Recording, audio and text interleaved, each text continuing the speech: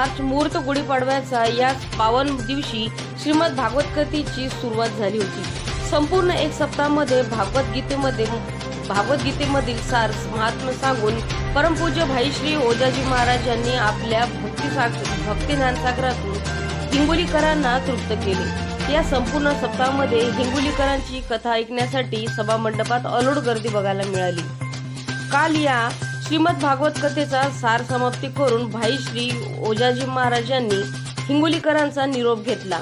निरोप घेताना एक अमूल्य संदेश त्यांनी दिला. धर्म रक्षण करा आणि धर्माप्रती आपली आस्था मनात कायम ठेवा. मला मिळालेल्या ज्ञानाचा वाटा मी माझ्या प्रिय भक्तांमध्ये वाटून जात आहे असे म्हणून सर्वांना आशीर्वाद देऊन काल श्रीमद भागवत कथेची समाप्ती करण्यात आली. यावेळी सभामंडपात उपस्थित असलेल्या हजारो भाविक भक्तांनी महाप्रसादाचा आस्वाद घेतला.